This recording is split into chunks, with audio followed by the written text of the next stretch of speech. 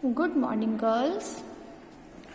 बेटा आज हम हमारा लास्ट चैप्टर नंबर 10 स्टार्ट कर रहे हैं, होमोजीनियस लीनियर इक्वेशंस। ठीक है, चलो स्टार्ट करते हैं। चैप्टर का नेम क्या है बेटा आपका? Homogeneous linear equations. ठीक है, हम आज उसकी फर्स्ट एक्सरसाइज करेंगे। तो फर्स्ट एक्सरसाइज में बेटा सबसे पहले आपका टॉपिक है homogeneous linear equation. Homogeneous linear equation क्या होती है हमारी? An equation of the form, एक इक्वेशन जो हमारी इस फॉर्म में होगी, that is p naught x raise to the power N D N Y upon D x n plus p one x raise to the power n minus one d n minus y d x n minus one plus up to so on p N Y equals to x. कोई इक्वेशन जब मेरी इस form में होती है उसको हम होमोजीनियस लीनियर इक्वेशन बोलते हैं, जिसमें P naught P one p two up to p N ये हमारी कांस्टेंट वैल्यूज होती हैं, और जो मेरा राइट हैंड साइड में x है, x is a function of x। यहाँ पे आपके पास कोई भी एक फंक्शन हो सकता है x का, तब हम उसको क्या बोलते हैं? होमोजीनियस लीनियर इक्वेशन बोलते हैं। ठीक है, तो इस फॉर्म में अगर कोई हमारे पास इक्वेशन होती है, that one is your homogeneous linear equation, जिसमें P naught P one and P N ये सब हमारे क्या है? कोई भी एक कॉन्स्टेंट वैल्यूज होंगे। ठीक है, अब इसमें हमारे पास आता है मेथड ऑफ सॉल्यूशन।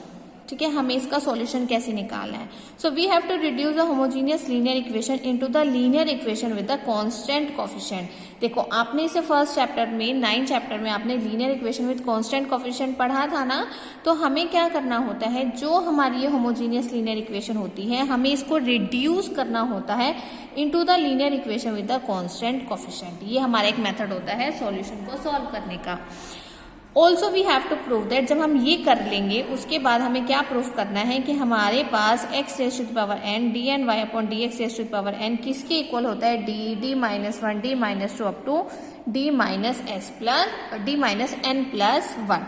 तो बेटा बेसिकली हमें इनका प्रूफ नहीं करना है, हमें सिर्फ इसकी कंडीशन देखनी है कि हमारा मेथड ऑफ सॉल्यूशन क्या है, कि अगर मुझे होमोजीनियस लीनियर इक्वेशन गिवन है तो आपने उसको रिड्यूस करना है into the linear equation with the constant coefficient.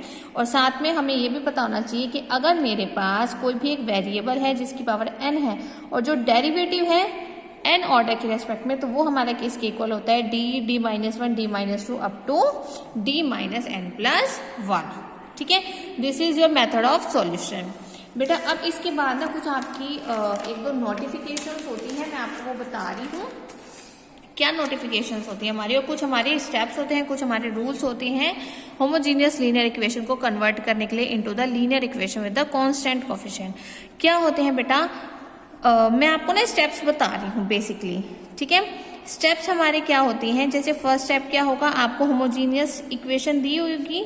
ठीक है ना, जो आपको होमोजीनियस इक्वेशन गिवन होगी हम वो होमोजीनियस इक्वेशन लिख लेंगे। ठीक है ना, वो सारी जो फॉर्म्स अभी बताई हैं p naught x raise to the power m, हम वो सारी के सारी होमोजीनियस इक्वेशन लिख लेंगे। उसके बाद आपको क्या करना है? सबसे पहले आपने x को e raise to the power z let करना है हर एक क्वेश्चन में, यानी कि जब जब आपको होमोजीनियस लीनियर इक्वेशन गिवन होगी आपने x को क्या लेट करना है? e raise to the power z let करना है, ये आपका फिक्स है। Then we have so that, देखो यहाँ एक्सपोनेंशियल है ना, जब यहाँ से एक्सपोनेंशियल हटाऊंगी तो दूसरी साइड हमारा लॉग लग जाएगा। तो मैंने यहाँ पे क्या किया, इधर से एक्सपोनेंशियल हटाया तो इधर x के साथ क्या लग जाएगा? लॉग, और यहाँ पे जो मेरी पावर है z वो क्या आ जाएगी? As it is. ठीक है, चलो अब इसके डिफ्रेंसिएशन करते हैं। log x की डिफ्रेंसिएशन क्या होती है? 1 अपॉन एक्स, और z की क्या होती है? 1, लेकिन हम x के रेस्पेक्ट में कर रहे हैं तो ये क्या हो जाएगा? dz over dx। तो ये आपका क्या है? फर्स्ट स्टेप है, ये आपको फर्स्ट स्टेप करना है। Now the second one is, बेटा हमें ना जैसे आपने सिंबॉलिक फॉर्म पढ़ी थी ना, इसमें भी हमारे पास क्या होता है?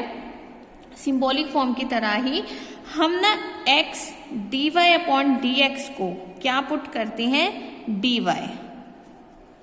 ठीक है, फिर x square d2y over dx square को हम क्या पुट करते हैं?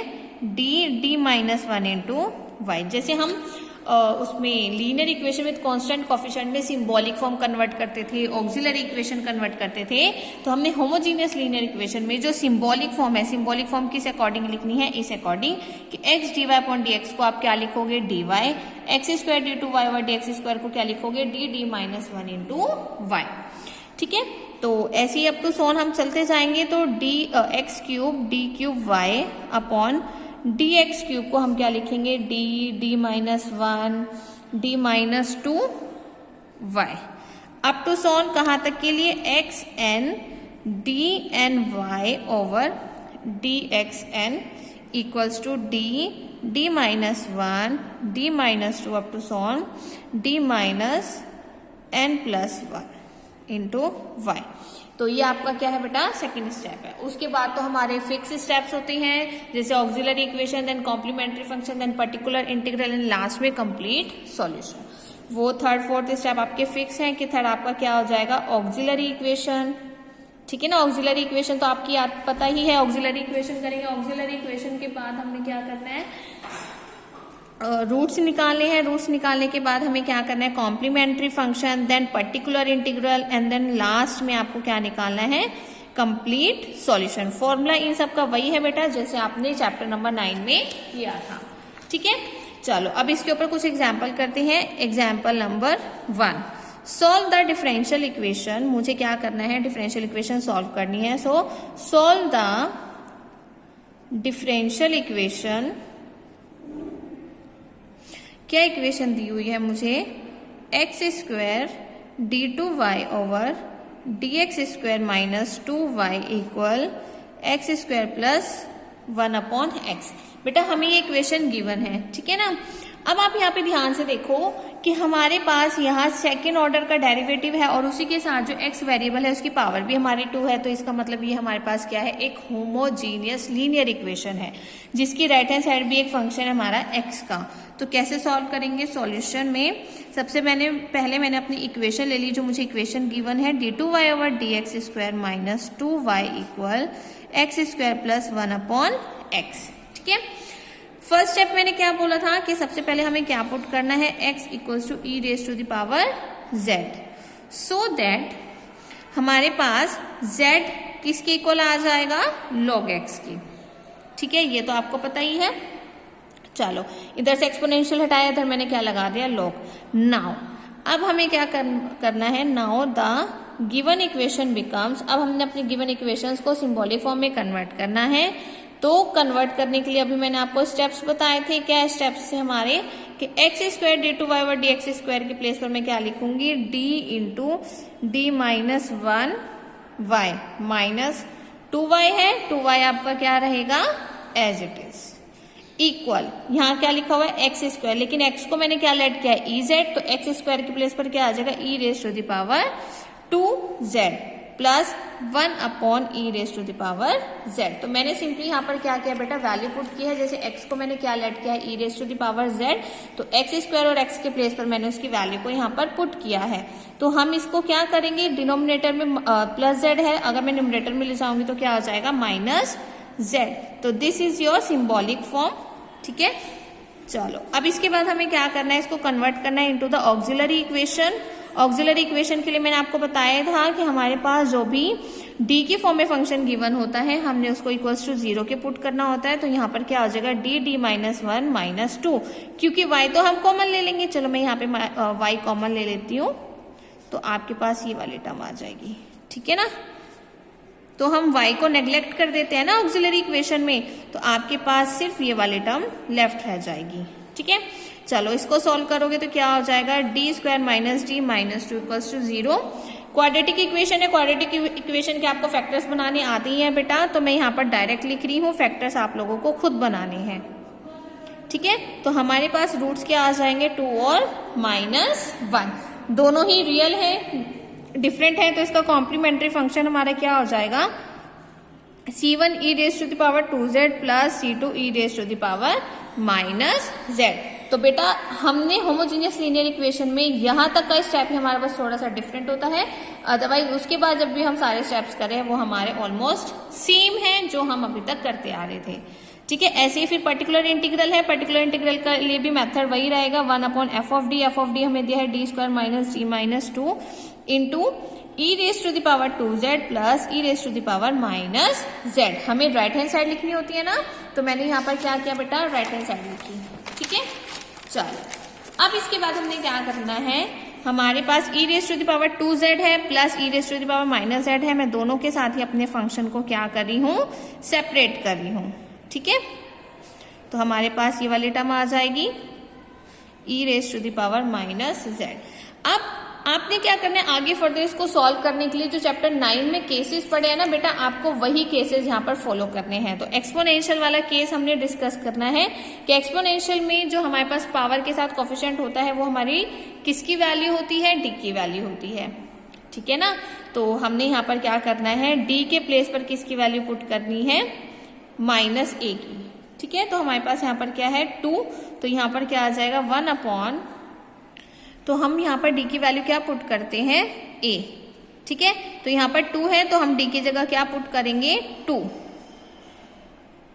प्लस 1 अपॉन, यहाँ पर भी आपने क्या पुट करना है -1, तो -1 का स्क्वायर -1 माइनस 2, तो हमारे पास यहाँ पर क्या टर्म आ जाएगी 1 अपॉन 4 माइनस 4, इट मीन्स ये तो 0 हो गया, प्लस 1 अपॉन -1 का square 1 -1 minus 2 e raise to the power minus z, ठीक है।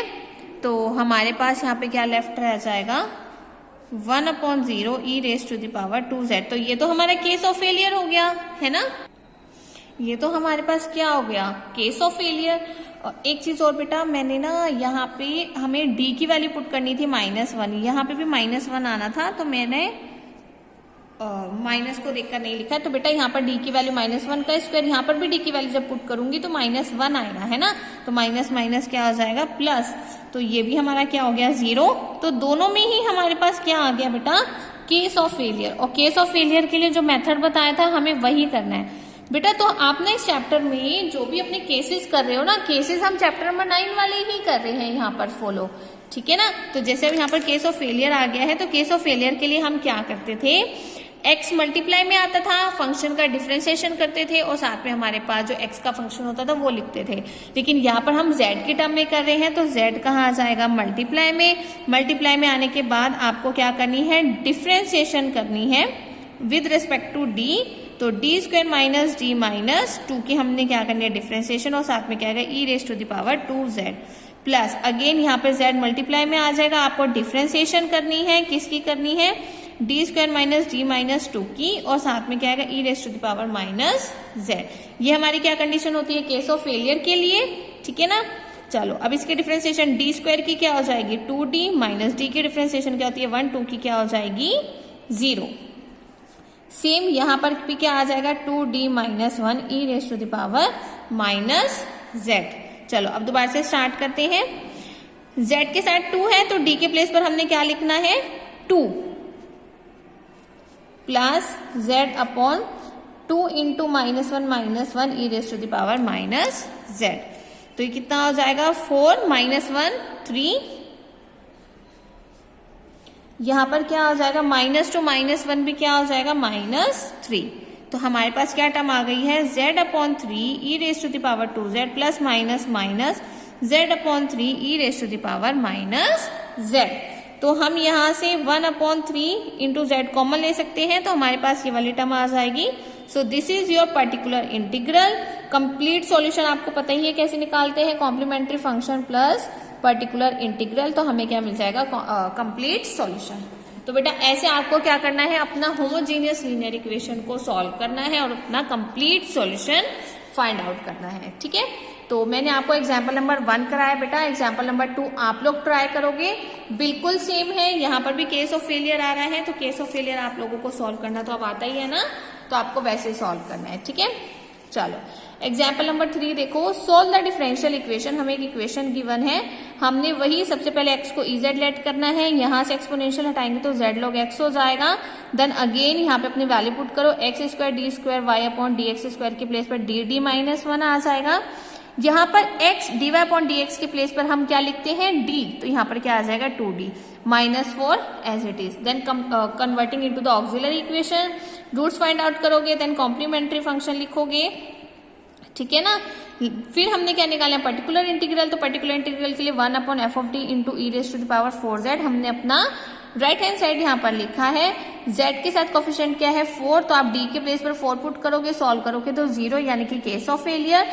तो आपने क्या करना है z मल्टीप्लाई में और अपने d वाले फंक्शन के आपने डिफरेंशिएशन करनी है, देन अगेन आपको उसको सॉल्व करना है और अपना पर्टिकुलर इंटीग्रल फाइंड आउट करना है, ठीक है, तो ये भी हो जाएगा ना, सेम था ना बेटा यहाँ पर भी।